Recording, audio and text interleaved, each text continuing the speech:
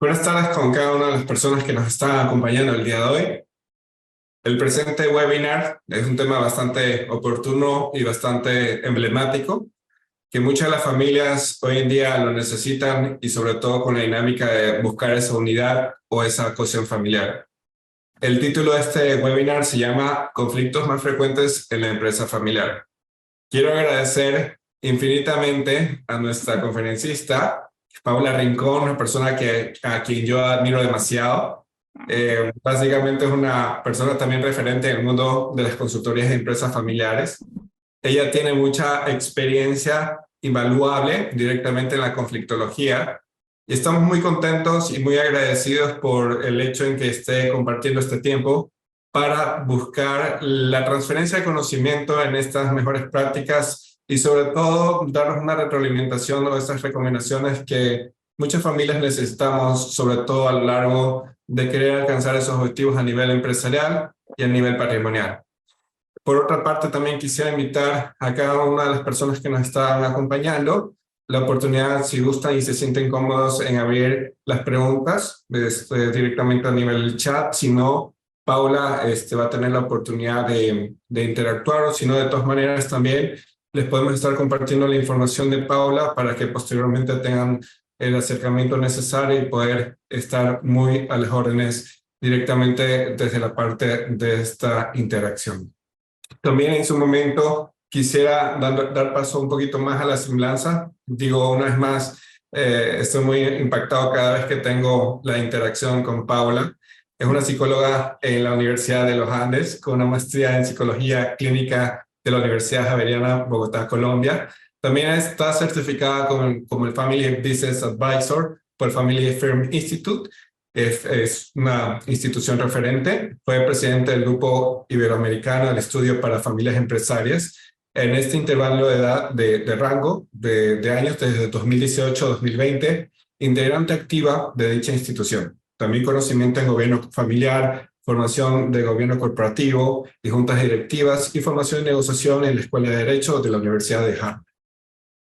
Por otro lado, también desde hace más de 10 años es asesora y acompaña a muchas familias empresarias a nivel nacional e internacional en la creación de las estrategias familiares y empresariales dirigidas a fortalecer la unión de la familia y llevar a cabo la transmisión del legado o bastón de mando. O en su momento también, debido a que hay participantes de otros países, esto se entiende como un relevo generacional.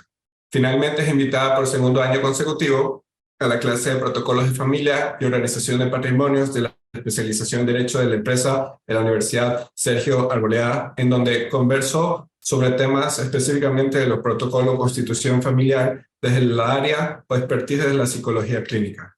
De igual forma, es nuestra instructora oficial de algunos programas, específicamente el Diplomado de Alta Dirección e Información de Sucesores, y pues cada vez que tengo el privilegio de escuchar en las redes sociales de Paula Rincón, siento que compartimos muchos objetivos en comunes y sobre todo pues es una admiración de la pasión que ella lleva por atender y servir a las familias empresarias. Muchas gracias, Paula, por acompañarnos y pues este público es todo tuyo. Muchas gracias.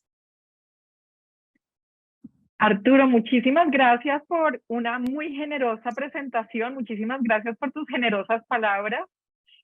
La admiración es mutua y lo sabes, y de verdad que me siento muy honrada de estar en este momento, en este espacio tan privilegiado. Y bueno, aunque no veo los participantes, sé que son 16, acabo de ver sus nombres, sé que están acá conectados, los tengo muy en cuenta, ¿vale? Entonces, pues de verdad, muchísimas gracias por la invitación y por tenerme por acá. Entonces, empiezo compartiendo pantalla, ¿cierto? Sí, Paola, tengo a este público bastante activo y cualquier cosa estaremos también atendiendo al tema del chat.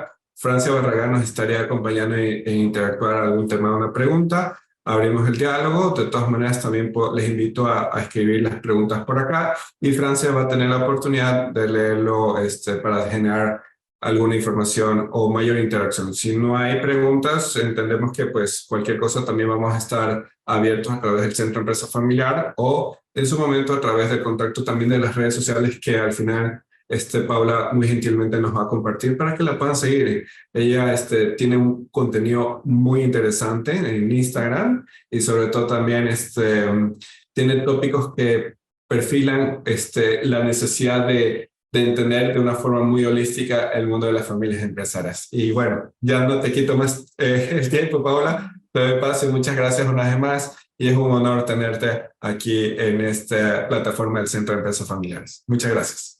Muchas gracias nuevamente, Arturo. Bueno, empecemos.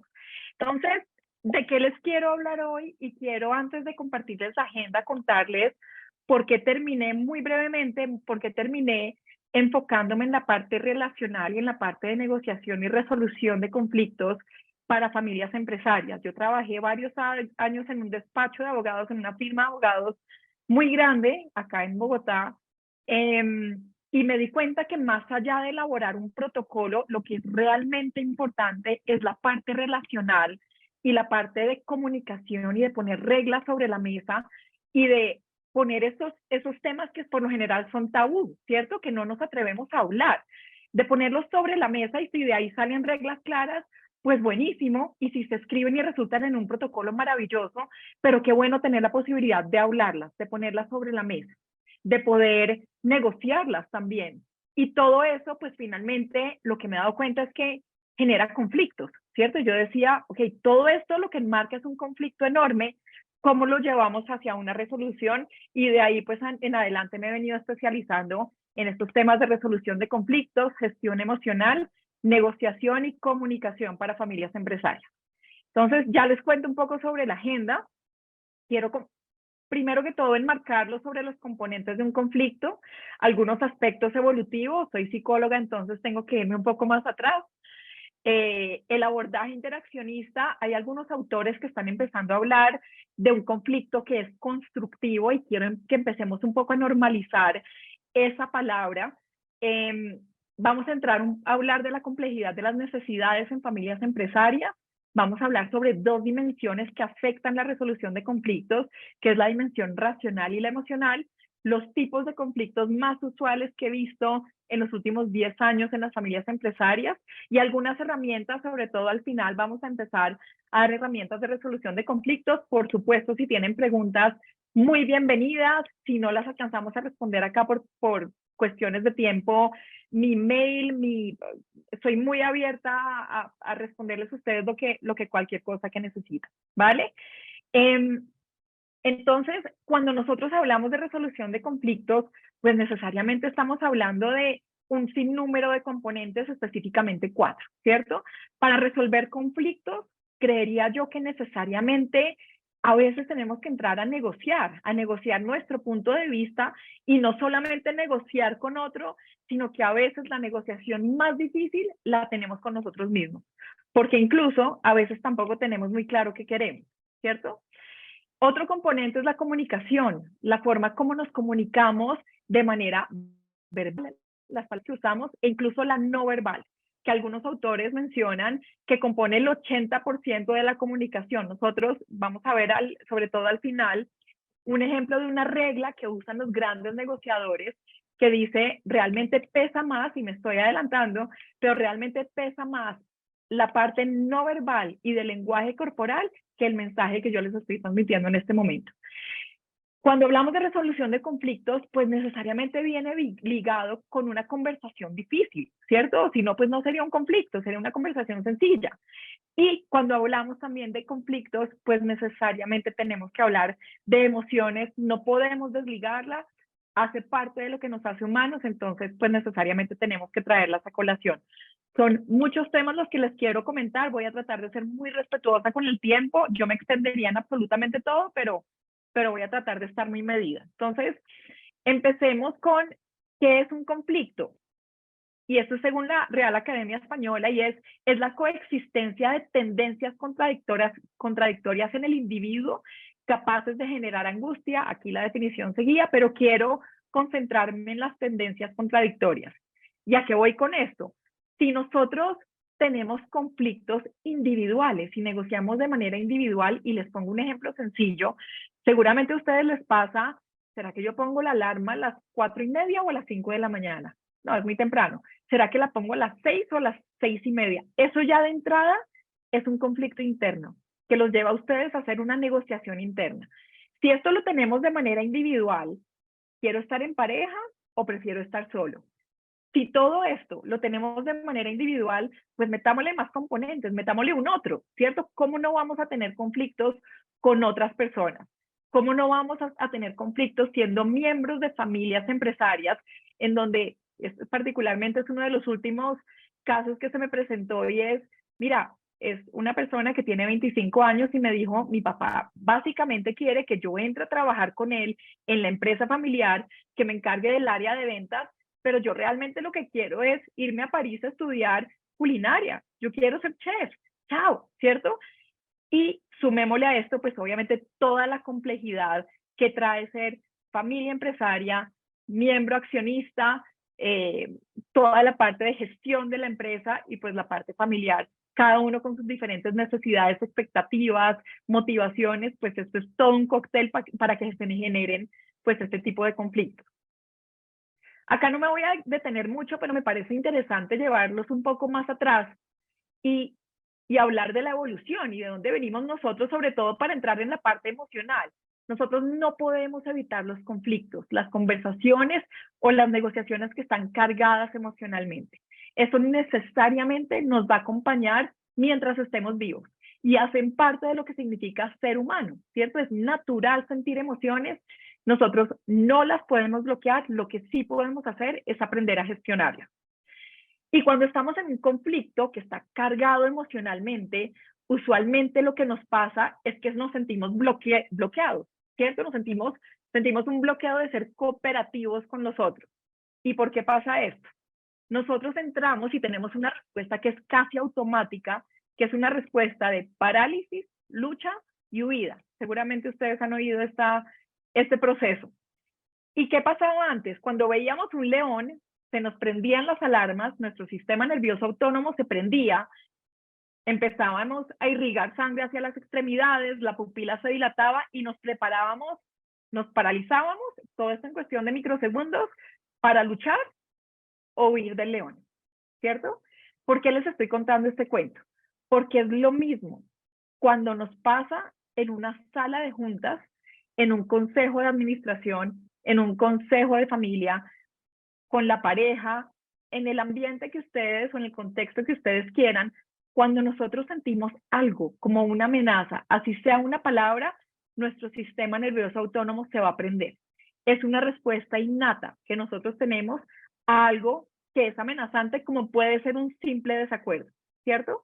Entonces pasa lo mismo, nos paralizamos y en cuestión de nanosegundos evaluamos si es mejor luchar, que en este caso sería responder con gritos, responder con palmadas sobre la mesa, responder con un contraataque a la otra parte, responder con pelea, o huir, que en este caso sería, y también lo he visto, pues abandonar la sala de reuniones o simplemente pues dejar de hablar del tema.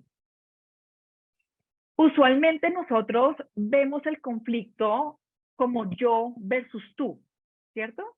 Como nosotros versus ellos, en vez de nosotros versus el problema. En realidad, el conflicto sucede entre nosotros, en la relación. Sucede, acá estoy yo, si ustedes ven la imagen, acá estoy yo con la otra persona tratando de resolver ciertos aspectos del conflicto. Cuando ustedes se ponen en el mismo bando, así no estén de acuerdo, pero están tratando de resolver ciertos aspectos puntuales sobre una situación, sobre un conflicto puntual, la percepción cambia, ¿cierto? Así no estén del mismo lado, pero cuando la abordan como equipo, pues digamos que ya hay una disposición diferente. Y yo les comentaba al principio que hay ciertos autores que hacen una muy buena diferencia, y esto me encanta, entre conflicto álgido y conflicto constructivo. Entonces uno dice, pero un conflicto sí puede ser constructivo, y hay conflictos que son muy buenos, y ese es el tipo de conflicto que yo promuevo. El conflicto constructivo es un tipo de conflicto en el que las personas se sienten escuchadas y comprendidas, ojo, sin que esto implique que tienen que estar de acuerdo. Hay una tensión que es intelectual, no es emocional. Es una tensión entre las ideas, entre los argumentos, y no es entre la relación de las personas. Hay un tono de voz que es enérgico, no deja de ser una discusión, ¿cierto? Pero no es un tono de voz que se siente como agresivo ni combativo. Y la discusión sobre todo se da en torno a comprender la perspectiva del otro y no en ganar mi posición y no en que mi argumento gane. Este tipo de conflicto al final fortalece la relación, porque lo que las personas se dan cuenta es, acabamos de tener una discusión y sobrevivimos, ¿cierto? Entonces, esto lo que termina haciendo es fortaleciendo la confianza, fortaleciendo la relación, promoviendo la creatividad, y realmente no se trata de evitar el conflicto, se trata de saber dirigir. Esto va de la mano con el abordaje interaccionista, que hay muchos autores que dicen, estimulemos el conflicto. Un grupo que está siempre en armonía y que es siempre cooperativo también puede quedarse estático, ¿cierto? Y no responder adecuadamente a necesidades de cambio y necesidades de innovación. El conflicto también promueve la creatividad. Si hay siempre armonía, es porque hay algo que de pronto no se está hablando. Cuando yo tengo las primeras reuniones con las familias empresarias y están todos muy tranquilos, yo digo, hay algo que está pasando. Todas las familias, la mía, todas tienen conflictos, es natural. Y no se trata de estimularlos, se trata de conocerlos lo suficiente para saber cuándo algo se está viendo afectado, que es importante para nosotros y necesita hablarse. Entonces, mi propuesta es, evitemos llegar a una situación de triage. Triage es cuando ustedes llegan a la clínica, al hospital, primero pasan a una evaluación médica porque tienen un cuchillo enterrado, se están desangrando.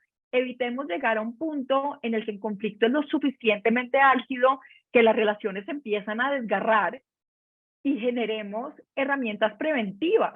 Esto es algo que a nosotros nos deberían enseñar desde primaria, secundaria, en el colegio, porque es algo a lo que nos vamos a enfrentar sin importar el contexto a lo largo de la vida. Qué bueno tener estas herramientas preventivas para saber cómo manejar un conflicto.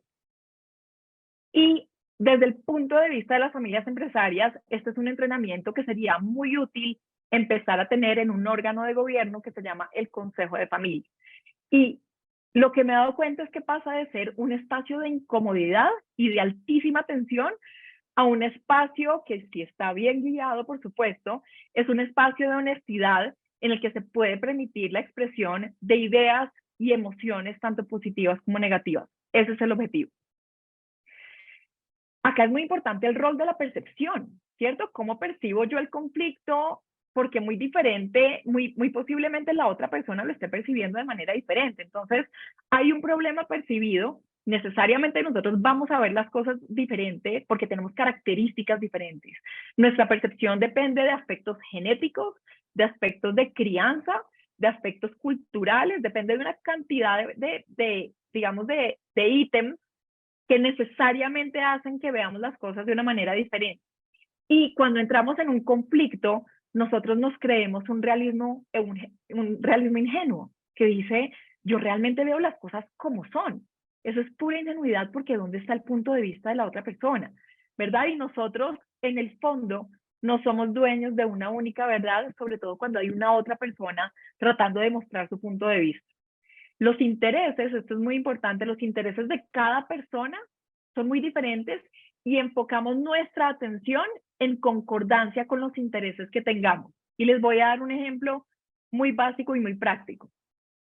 Esta es la misma imagen que objetivamente vista desde afuera, pues es más o menos igual, pero está vista desde los intereses de cada una de las personas. La persona que está en la isla dice, Dios mío, por fin llegó un barco a rescatarme. Cuando la persona que está en el barco dice, por fin, encontré tierra, ¿cierto? Es la misma situación, simplemente que como tienen intereses diferentes, está visto pues desde su perspectiva y los dos están en lo cierto. Entonces tengamos esto en cuenta cuando estemos, digamos, tratando de resolver un conflicto. Y usualmente lo que hacemos es que traemos la historia que hemos tenido con otras personas a un conflicto actual, y eso nos lleva también a tener prejuicios. Si yo ya he tenido un conflicto con mi hermano, con mi papá, nosotros tendemos a cargar como una maletica emocional, ¿cierto? Y tendemos a cargar esas mismas discusiones y eso mismo que pasó como una maleta que no nos lleva realmente a buen puerto y nos impide ver la situación con nuevos ojos y nos impide ver la situación con unos ojos que de pronto pueden llevar a una buena resolución. Entonces acá yo les hago una invitación y es, evitemos cargar con emociones viejas las nuevas experiencias. Está bien que esto nos sirva de aprendizaje, pero no que llevemos a tener prejuicios y a cargar una nueva posibilidad de resolver el conflicto con situaciones o con emociones que han pasado anteriormente. El conflicto en familias empresarias finalmente es el intento de balancear las demandas de la familia con las necesidades del negocio. Acá no me quiero detener mucho porque ustedes seguramente son expertos en este modelo de los 3 círculos, pero básicamente era lo que les decía al principio. Si cada uno de estos círculos y cada uno de estos sistemas tiene necesidades, expectativas, sueños, objetivos diferentes, pues ¿cómo no vamos a entrar en conflicto? Entonces, intentemos también normalizarlo un poco, porque si lo normalizamos, le quitamos una cantidad de tabúes y de taras que nos van a permitir realmente afrontarlos y nos damos cuenta que el miedo, pues realmente no valía la pena. Y cuando ponemos los temas sobre la mesa de una forma guiada, de una forma respetuosa, de una forma responsable, a veces nos damos cuenta que lo que pensábamos que iba a pasar, pues realmente se pudo resolver de una forma relativamente rápida. Porque entramos en conflicto, acá tampoco me quiero detener mucho. Este es el psicólogo, digamos que creó estas 5 motivaciones humanas, se llama Abraham Maslow, y él decía, nosotros tenemos que ir supliendo ciertas necesidades para llegar a la cúspide de las necesidades. Entonces, primero tenemos que suplir las necesidades fisiológicas, luego las de seguridad, luego las de afiliación, las de reconocimiento, para finalmente poder llegar a las necesidades de autorrealización. ¿Y qué he visto yo entrando en las necesidades de familias empresarias? ¿Por qué entran en conflicto? Porque tenemos necesidades, bien sea de pertenencia, de pertenecer a un grupo, de significado, de intimidad, de autonomía, que pensamos que podemos satisfacer durante el conflicto. Entonces les pongo un ejemplo. Tengo una familia en que una señora, la mamá, tenía una tremenda necesidad de ser valorada por su grupo familiar. La mamá no trabajaba en la empresa de familia, pero inconscientemente promovía el conflicto como una forma de tener voz, como una forma de decir, acá estoy yo también. Creamos el consejo de familia y sus ideas fueron escuchadas, ella sintió que tenía voz y la tensión disminuyó. Necesariamente la tensión en ese grupo familiar, pues disminuyó. Y también porque entramos en conflicto, porque tenemos necesidades que creemos que solo pueden ser satisfechas como resultado de entrar en conflicto. No creemos que pueden ser conversadas, sino que tenemos que entrar a pelearlas. Y esto fue en un caso en donde estábamos hablando de tener un fondo de educación para una familia y alguien me dijo, es que si yo sigo peleando, si yo no sigo peleando por mi rama, pues nadie lo va a hacer, ¿cierto? Entonces son creencias que tenemos instauradas posiblemente por experiencias pasadas que nos hacen creer y pensar que necesariamente tenemos que entrar en conflicto por alguna razón. ¿Cuáles son los conflictos más frecuentes? Los conflictos de culpa, es que yo lo hice porque tú me hiciste. Y cuando nosotros culpamos, hace que nosotros nos sintamos inocentes, pero la culpa hace que se incrementen los conflictos. La culpa es supremamente dañina. Pone énfasis en el poder del otro y nos deja a nosotros como víctimas. Y no nos permite, lo más importante de esto es que no nos permite hacernos responsables de realmente las acciones y de la forma como estamos contribuyendo al conflicto. La rivalidad, ¿cierto? Esto seguramente han oído bastante, entre fundador, hijo o hija, entre fundador y externo también, entre hermanos, en fin. La deshumanización también es una característica que he visto que dispara muchos conflictos en familias empresarias. Una persona me dijo, la esposa de mi papá es un animal, es una tonta. Y lo que está pasando psicológicamente acá es que necesitamos despojarlos de las cualidades humanas para legitimar violencia hacia ellos. Entonces, cuando yo le digo a alguien que es un animal, pues le estoy despojando de las cualidades humanas porque así legitimo el hecho de ser violento de alguna forma hacia esa persona. Las suposiciones es algo que nos juega también muy en contra, porque resulta que nosotros muchas veces no preguntamos. Y lo que hacemos es que llenamos esos espacios en blanco que tenemos con suposiciones. Entonces, cuando yo hablo con los diferentes miembros de empresas familiares, me dicen, es que estoy seguro que él hizo eso porque quiso vengarse de mí. Y yo le digo, bueno, ¿le has preguntado? ¿Cómo sabes? No, pero yo estoy seguro. Y resulta que hablo con el hermano y dice, mira, la verdad es que a mí se me pasó, se me olvidó. Entonces, tengamos mucho cuidado también con llenar esos espacios en blanco con suposiciones de cosas que realmente a veces no son. Chivo expiatorio, cuando a veces señalamos culpables sin importar si son inocentes o no, ¿cierto? Cuando triangulamos, que es el conflicto entre dos y se culpa a un otro. Entonces, los padres que tienen ausencia de comunicación y tercerizan en un hijo para comunicarse entre ellos. Ese es un ejemplo. Las luchas de poder son muy, muy comunes también en familias empresarias por decisiones, por roles, por atención también, por necesidades insatisfechas, la ilusión de control. Yo trato a veces de controlar imaginando un futuro que puede ser posible. Entonces, quiero hablarles sobre las dimensiones clave en resolución de conflictos. En realidad son tres. Aquí les voy a hablar solamente de dos por cuestiones de tiempo. La primera es la racionalidad, la segunda es la emocionalidad, la tercera que les quedo debiendo es la identidad. Pues la racionalidad asume que las personas somos actores netamente racionales. Y la motivación principal es lograr que los intereses sean complacidos lo más eficiente posible. Entonces, la premisa de este paradigma es una búsqueda de un acuerdo que maximice las ganancias mutuas o satisfaga mis intereses sin perjudicar los del otro. Sin embargo, lo que nos hemos dado cuenta es que la racionalidad no siempre es suficiente, ¿cierto? Nosotros podemos tener los mejores argumentos y aún así no convencer en otro. Ahora es donde entra en juego la emocionalidad. Nosotros no solo somos actores racionales, somos actores emocionales también. Y según este modelo, las emociones también pueden facilitar la resolución de conflictos cuando nosotros escuchamos lo que quieren decir. Así como cuando a ustedes les da hambre, pues dicen, necesito comer, las emociones nos alertan de necesidades psicológicas que no están resueltas. Y les voy a poner dos ejemplos. Cuando ustedes sienten frustración, posiblemente la emoción les está diciendo, hay un obstáculo que posiblemente está en el camino. Cuando ustedes sienten culpa, es una emoción que de pronto les está diciendo, oye, de pronto necesitas rectificarte en algo. Lo que pasa es que estamos acostumbrados a sentir las emociones y que nos pasen derecho o acumularlas y enterrarlas. Acá la propuesta que les estoy haciendo, y me estoy adelantando un poquito, es identifiquemos las emociones, nombrémoslas. Cuando nosotros las nombramos, nuestro mismo cerebro se va a encargar de ayudarnos a gestionarlas. Entonces, tomémonos el tiempo, esto también nos lo deberían enseñar desde el colegio, tomémonos el tiempo de sentir la emoción, identificar la emoción. Ok, lo que estoy sintiendo es angustia, lo que estoy sintiendo es rabia, lo que estoy sintiendo es ansiedad, porque así mismo vamos a tener, digamos, más disposición y más claridad sobre cómo debemos manejarla. Y con esto lo que les quiero decir es que las emociones son mensajeros supremamente útiles. Las emociones también pueden dificultar la resolución de conflictos. Muchas veces la rabia, el orgullo, el resentimiento lo que hacen es amplificar las diferencias cuando nosotros, en realidad, cuando estamos hablando de resolución de conflictos, lo que buscamos es acercar, ¿cierto?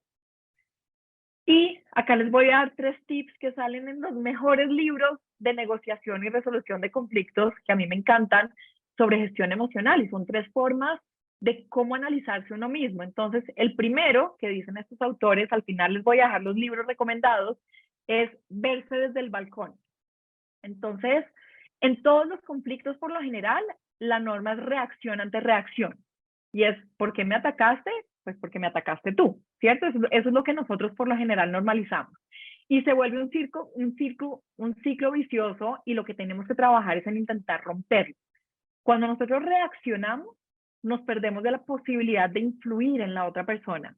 Le estamos a veces diciendo no a nuestros intereses, no a nosotros mismos, y la reacción a veces nos aparta de lo que nosotros realmente queremos.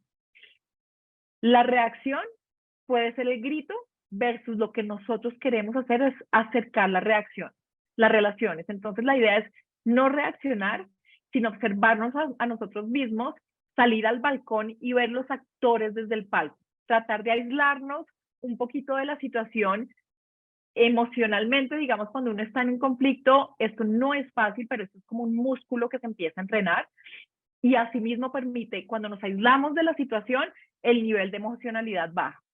El segundo tip es tomar nota y es un poco percibir conscientemente lo que pienso en ese momento y mis sensaciones físicas. ¿Qué es lo que yo estoy sintiendo? Me están sudando las manos, estoy sintiendo que el corazón me está palpitando mucho, me estoy sintiendo un poco incómodo.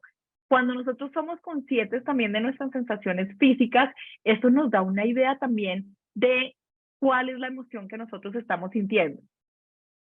Y siempre que ustedes sientan una emoción o se sientan provocados por un pensamiento, van a tener dos opciones.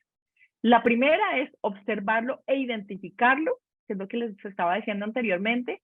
Nombrarlo ayuda a que vaya pasando la emoción y que el cerebro lo gestione. Nuestra amígdala, que es el centro de gestión de nuestras emociones, cuando nosotros lo nombramos, así sea mentalmente, ayuda a que la actividad eléctrica de la parte negativa de la amígdala disminuya. Esto lo comprobaron con un estudio en una resonancia magnética que le mostraban a los participantes una imagen y les decía, ¿qué sientes tú con esta imagen? Y los participantes decían rabia, ira, tristeza. Cuando nombraban la emoción negativa, los neurocientíficos se daban cuenta que la actividad eléctrica en la amígdala disminuía. Solamente con nombrar la emoción, esta es una herramienta que tenemos muy a la mano.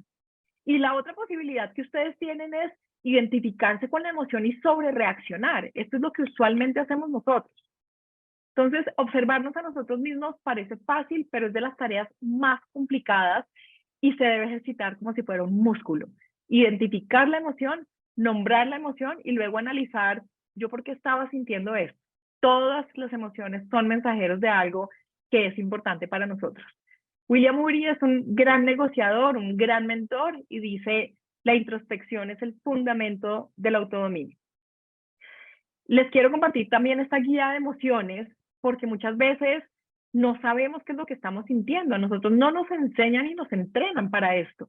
No sé si ustedes conocen quién es Simon Sinek. Esta guía yo la saqué de un curso con Simon Sinek porque él decía, yo necesito diferenciar muy bien entre sentirme culpable y avergonzado, entre sentirme intimidado y preocupado, para saber cómo gestiono la emoción, ¿cierto? Para saber realmente qué es lo que estoy sintiendo, cómo la nombro y para así empezar a gestionarlo. Entonces, esta es una guía que es muy útil y la propuesta es tomarse 10 minutos cada día y sacar esta guía de emociones y decir qué estoy sintiendo yo en este momento. Como les digo, esta es una cuestión de práctica, esta es una cuestión de ejercitar un músculo y de empezar a entrenar un poco pues todo el tema de gestión emocional. Y la tercera es lo que los autores y los expertos llaman cultivar el científico interior, que es autoobservarse con mente abierta, sin juicio de bueno, malo, correcto o incorrecto. Usualmente cuando nosotros sentimos algo, tendemos a catalogarlo y clasificarlo y a decir yo debería estar sintiendo esto, yo no debería, no. La idea es autoobservarse, identificar la emoción para así poder gestionarla. Y la pregunta para cultivar ese científico interior es cuando estemos sintiendo X o Y emoción, es preguntarse sin juicio, qué interesante que esté sintiendo esto. Esa es la pregunta clave que mencionan estos autores. Esto lo que hace es que permite distanciarnos de la emoción. Si ustedes están sintiendo una emoción muy fuerte en algún momento álgido, lo que hace esta pregunta es naturalmente bajarle la emocionalidad y hacer que ustedes se aíslen de la emoción. Lo que yo les decía, hacer este ejercicio 10 minutos al día con la guía de emociones, pues fortalece este músculo. Y la idea es pasar de ser reactivos a tener la capacidad de observarnos, así como cuando nosotros servimos un vaso con agua y al principio el agua está por todas partes y hay burbujas, pasar de la reacción un poco a tranquilizarnos, que el agua esté clara, cristalina, para que nosotros podamos ver la situación y responder con mucha más claridad. ¿Qué es finalmente una resolución de conflictos? No es nada más allá que el proceso de crear armonía donde hay discordia. Y esto incluye desde mediación internacional hasta lo que yo he visto, un abrazo entre hermanos. Esto incluye algo tan sencillo como un abrazo. Y realmente lo que significa es resolver, diluir, desajustar, desenredar.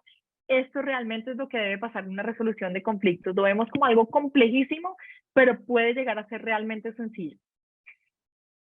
que es también pues algo muy importante, es tener una gran capacidad de autoanálisis y de introspección, porque finalmente lo que yo les decía al principio, a veces la negociación o la resolución más importante es la que tenemos con nosotros mismos. Nosotros preparamos el camino para negociar y resolver los conflictos con los demás. Si nosotros tenemos claridad en lo que queremos, si nosotros tenemos también claridad en cuál es el interés real de la otra persona, si empezamos a ver el problema de manera conjunta y tratamos de resolverlo de manera conjunta, pues vamos a llegar a una mejor resolución, vamos a llegar, ojalá, a una resolución que comparta ambos fines y ambos intereses, y lo que hace esto es que finalmente termina pues acercando la relación. Y a veces el mayor obstáculo para lograr lo que queremos pues somos nosotros mismos, ¿cierto? Nosotros mismos nos saboteamos a veces con nuestras propias reacciones que no sirven a nuestro interés principal. A veces nosotros buscamos unidad familiar, pero terminamos gritándole a todo el mundo. Entonces, este es un poco un autoanálisis, un ejercicio de introspección de qué es lo que está pasando, por qué estoy reaccionando de cierta manera, cuando yo lo que realmente estoy buscando es unión con mi hermano, unidad con mi papá, el respeto hacia él, es continuar con los valores y con el legado de la familia, en fin. Y muchas veces nosotros tenemos claro nuestra posición frente a un tema, pero no conocemos realmente qué es lo que está debajo. Y les voy a poner un ejemplo claro. La posición de alguien puede ser, yo quiero un aumento de sueldo. Pero ¿por qué quiero un aumento de sueldo? ¿Qué es lo que está de fondo? Puede que necesariamente no sea un aumento de sueldo. Puede que el interés real pueda ser satisfecho de diferentes maneras. Puede que esa persona realmente lo que esté buscando es reconocimiento. Puede que esté buscando un sentido de justicia también. Puede que esté buscando desarrollo profesional.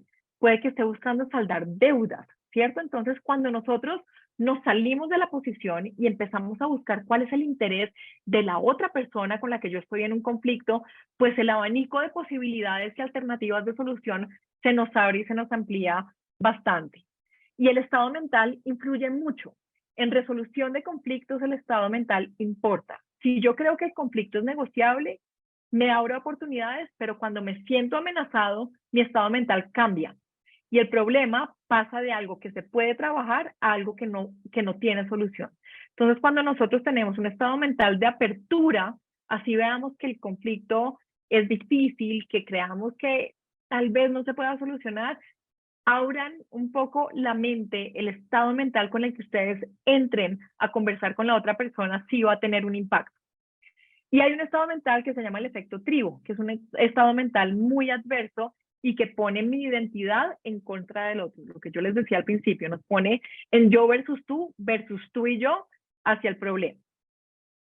El efecto tribu busca protegerme de un posible daño. Si ambas partes entran en ese estado mental, lo que hace es que se refuerzan los conflictos. ¿Y cómo sabemos nosotros cuando estamos en un estado mental de efecto tribu? Nosotros vemos al otro como un adversario. Las diferencias se magnifican y se disminuyen las similitudes. Hay una amnesia relacional, esto quiere decir que se nos olvida lo positivo de la otra persona y solo nos acordamos de lo negativo. No sé si les ha pasado. Hay una convicción de que mi perspectiva no solamente es la correcta, sino que además es moralmente superior. Nos ponemos en un estado de moralidad absolutamente superior y entramos en una realidad y creemos que nuestra realidad y nuestra verbalización del problema es la única verdadera. Y nos vuelve cerrados, nos vuelve inmutables, no escuchamos al otro para aprender, sino para criticar. A veces no escuchamos realmente para comprender el interés del otro, sino para responder, para tener lista una respuesta porque nos estamos sintiendo atacados. Ahí estamos en un estado mental de efecto tribu. No aguantamos tampoco que critiquen nuestra perspectiva. ¿Cómo nos salimos de ahí? Entonces, ¿cómo sacudimos esa relación de un estado de trance que los expertos llaman efecto tribu? Y es recordar el propósito. Recordar por qué nosotros realmente empezamos a hablar, porque qué es lo que nos lleva a nosotros a tratar de resolver ese conflicto. Es que yo estoy buscando unidad en mi familia, es que yo estoy buscando equidad. Cuando nosotros recordamos el propósito de esa conversación difícil o de ese conflicto, tendemos a salirnos de ese estado conflictivo. También usar el poder de la sorpresa, hacer algo inesperado para el otro que sacuda el trance. Y una disculpa es lo más inesperado que hay cuando uno está metido en un estado de efecto tribu, de mente tribu, o en una resolución de conflictos. Una disculpa es cuando uno se disculpa o cuando uno muestra un respeto hacia la otra persona, hace que el otro tienda a bajarse y a salirse de ese estado mental y de ese estado conflictivo. También ayuda a buscar una autoridad legítima para ambas partes, ¿cierto? Un abogado, un psicólogo, un juez, dependiendo de la situación, y cambiar de tema. Muchos autores dicen, no intente cambiar el estado mental o la forma como piensa, simplemente cambie de tema. Eso hace que necesariamente se salgan del estado conflictivo. Y es muy importante identificar qué catalizó en el momento el conflicto, ¿cierto? ¿Qué fue lo que pasó? ¿Qué comportamiento, qué evento catalizó la tensión? No lo invitaron a un matrimonio, no fueron tenidos en cuenta en una decisión, se fueron en el coche o en el carro y tomaron la decisión en el carro cuando yo todavía estaba en la casa.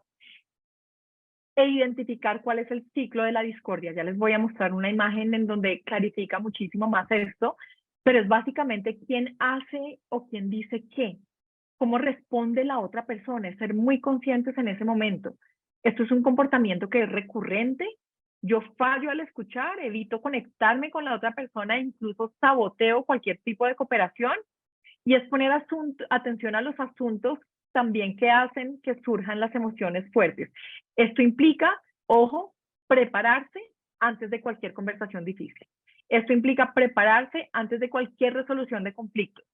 Hace poco hablaba con otra persona y yo le decía, escribe, anota primero que todo, anota las ideas importantes que quieres conversar con la otra persona, pero también anota los posibles desenlaces que puede tener, anota las posibles emociones que puede sentir, anota los posibles pensamientos que pueden surgir, y esto hace que nos sintamos mucho más preparados y con muchas más herramientas para entrar en esa resolución de conflictos.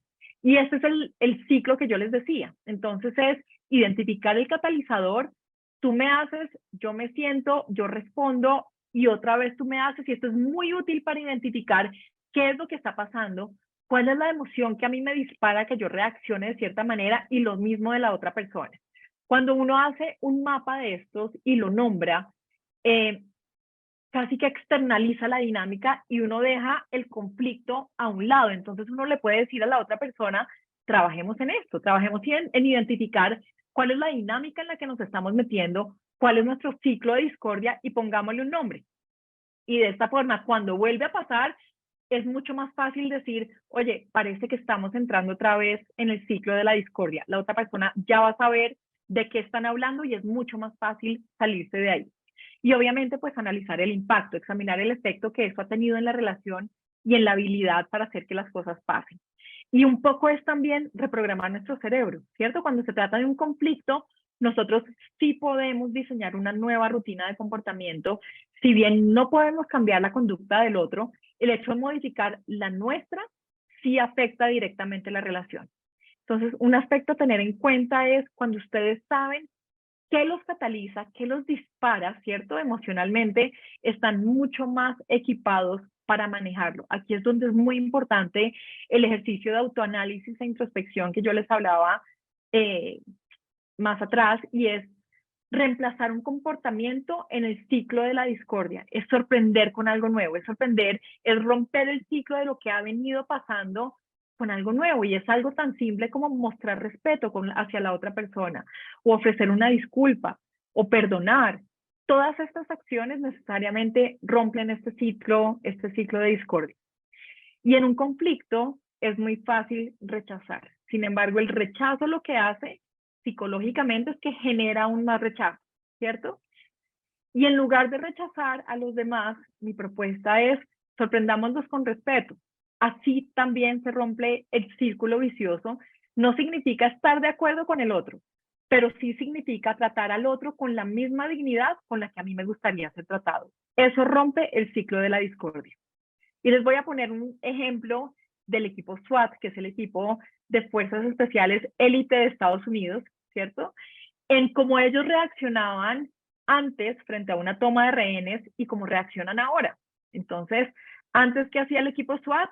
Básicamente intentaban un par de técnicas y en última lo que decían es, ¿saben qué? Si no salen a la cuenta de 3, entramos. Y ahí fijo había algún muerto o algún herido.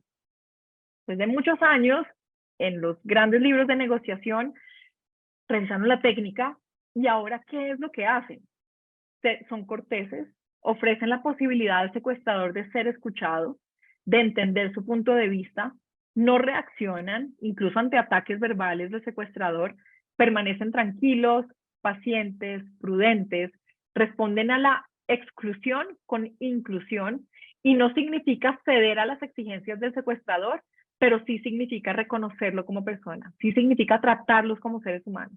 Si esta es una técnica que se usa en secuestros con rehenes en situaciones muy álgidas y funciona, esta es una técnica que yo les puedo garantizar que funciona en un conflicto entre hermanos, en un conflicto en un grupo familiar. Lo que pasa es que son técnicas que se tienen que ensayar y que se tienen que practicar, como les digo. Y es muy útil preguntarse qué responsabilidades he tenido, ¿cierto? No solamente culpar hacia afuera, sino mirar hacia adentro. El conflicto por lo general es de dos. Entonces, ¿cómo soy yo responsable de continuar con esta dinámica conflictiva? ¿Cómo he promovido el conflicto? ¿Qué espero yo de la otra persona? ¿Qué tal que no esté en condiciones de dármelo o que no quiera? ¿Estoy dispuesto a perdonar? Esto es crucial. ¿Estoy dispuesto a llegar a acuerdos? ¿Cuáles son esos acuerdos? ¿Estoy dispuesto a escuchar versiones diferentes a la mía? Ahí entra el juego de la percepción. Y a veces no vemos que la otra parte abre una ventana para negociar o para conversar porque estamos muy concentrados en lo que ocurrió en el pasado o en lo que podría ocurrir a futuro. Nos cuesta mucho cuando estamos en un conflicto centrarnos en el presente, porque estamos cargando esa maletica emocional, generacional, llena de suposiciones, y la idea es tomar el presente y cómo tomar la oportunidad presente para una acción constructiva, y es quién puede hacer qué para encaminar hoy ese conflicto a una solución. Ese es el estado mental que yo les propongo que tengamos. Cuando estamos en el momento presente, estamos menos propensos a reaccionar, nos ayuda a prestar atención a posibles oportunidades y además aumenta nuestra creatividad. Este es un gran reto en un conflicto, pero se logra también. ¿Y qué pasa con el uso del lenguaje corporal? A mí este tema me encanta. Nuestro lenguaje no verbal transmite más información que nuestras palabras. Y los grandes negociadores y los grandes expertos en resolución de conflictos hablan de una regla, que es la regla del 7-38-55. Estos números sumados dan 100, ¿cierto? Y se dice que estos son los 3 componentes de la comunicación. Entonces, el 7 corresponde a qué tanto importa el contenido del mensaje. El 38, que es 5 veces más casi, ojo, corresponde a qué tanto importa el tono de voz en el mensaje. Y el 55 corresponde a qué tanto le damos la importancia a la expresión corporal. Entonces yo les voy a dar un ejemplo. Si yo les digo a ustedes, esa es una afirmación interesante, es un tono despectivo, es un lenguaje corporal que es de rechazo, es muy diferente a si yo les digo a ustedes, oye, esa es una afirmación interesante. El tono de voz cambió, la expresión corporal cambió, es el mismo contenido, pero realmente el mensaje que ustedes se llevan son dos personas casi que distintas, ¿cierto? ¿Y en cuál vamos a confiar más o en cuál tendemos a confiar más si hay incongruencia? Pues en las dos que pesan más, en el tono de voz y en la expresión corporal. Ahora, un consejo, nosotros en una conversación difícil no podemos decirle a otro, es que está siendo incongruente, es que estoy notando que por un lado me dices esto, pero siento que por el otro lado me dices otro. Ahí nosotros lo que hacemos es incrementar el conflicto. Una estrategia es decirle, yo escuché que dijiste sí, pero escuché algo en tu tono de voz que te hizo dudar o lo sentí diferente. Es un señalamiento, no lo estoy juzgando, lo que estoy haciendo es decirle yo cómo escuché, yo cómo entendí el tema, y así le estoy mostrando que hubo una incongruencia sin que él se sienta juzgado, ¿cierto? Entonces, el uso del lenguaje corporal, de lo no verbal, de todos los aspectos no verbales en un conflicto es supremamente crucial. Hay que ponerle mucho cuidado también a lo que nosotros estamos transmitiendo, ¿cierto? Al otro, al tono de voz que estamos usando, a la forma como gesticulamos, a todo lo que compone la parte no verbal. Y para terminar, finalmente, una gran negociación que llega a una resolución se trata de una gran colaboración. El adversario real no es la persona al otro lado de la mesa, el adversario es la situación que ambos están tratando de resolver. La otra persona simplemente es la contraparte que está luchando con algún aspecto del mismo problema que nosotros estamos teniendo. Entonces la propuesta es trabajemos con ellos el problema juntos y así posiblemente pues lograremos tener una solución que sea un gana-gana para ambas partes. Y por último, pues esto es lo que les debía, estos son mis libros, casi que mis Biblias recomendadas para ustedes si quieren profundizar en estos aspectos. Estos son 5 primeros libros, aquí les dejo también los siguientes, que son más sobre conversaciones difíciles. Y yo no sé, no he mirado el tiempo, Arturo, no sé si me pasé, si esto estuvo corto, pero la idea es que por lo menos les haya dado algunos tips y haya sido sustancioso para los asistentes. Creo que Gracias, hay algunas Paula. preguntas por ahí. Vamos Hola, justos con el Francia. tiempo. Tenemos 2 preguntitas, no sé si gustas contestarlas. Claro, claro que sí. Nos pregunta René, ¿cómo es la actitud frente al conflicto en personas de 20 o 25 años y el de personas de 45, 50 años? ¿Cuáles son las principales diferencias? René, es una buenísima pregunta porque sí hay diferencias generacionales, ¿cierto? Entonces, si nosotros somos parte de una familia, de una empresa familiar, de una familia empresaria, me gusta más a mí, lo que estoy viendo yo últimamente es que hay mucha diferencia entre la visión, por ejemplo, de cómo se deberían hacer las cosas de las generaciones venideras y la diferencia de la visión entre las generaciones primarias. Entonces, por lo general, las generaciones fundadoras o creadoras de la empresa familiar tienen una visión más conservadora. No puedo generalizar, pero es por lo general así. Y ahí es donde empieza a haber, primero que todo, una diferente perspectiva y una diferente visión sobre también cómo abordar el conflicto, ¿cierto? Ahora, realmente depende de muchos aspectos también personales. Si yo crecí en una familia en donde sí se ponen las cosas sobre la mesa, en donde no hay aversión al conflicto, en donde sí se pueden dar espacios de conversación y me di cuenta que realmente se pueden hablar las cosas, mi tendencia es que yo lo siga haciendo sin importar mi edad. Si yo crecí en una familia y si yo estoy en un ambiente también en donde hablar de ciertos temas es tabú, hablar de ciertos temas pues definitivamente lo que he visto es que llega a romper la relación o a fracturar la relación, pues lo que voy a tender a hacer es a evitar un poco el conflicto. Entonces, si bien la edad pues puede influir, también depende de muchísimos otros factores.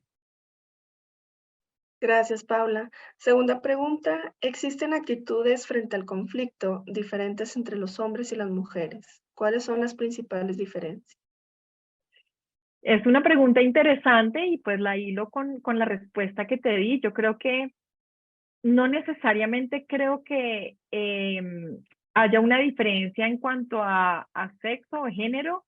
Tal vez las mujeres podríamos llegar a ser un poco más comunicativas que los hombres, pero realmente si yo te soy honesta y sincera, en la práctica depende mucho más de los factores que yo pues mencioné anteriormente, dependen mucho de los factores de crianza, cómo estemos nosotros relacionados frente a la comunicación, si tenemos aversión al conflicto, si somos evitativos o si realmente pues no tenemos problema poniéndolo sobre la mesa, depende mucho de la historia personal que tengamos en relación con conversaciones difíciles y con el conflicto. Muchísimas gracias, Paula. Son todas las preguntas. De todos modos, a los participantes, a los que nos acompañaron, les quiero comentar que pueden ver nuestro webinar en nuestro canal de YouTube. Y pues muchas gracias por acompañarnos. Gracias, Paula. Gracias a todos. Un gusto.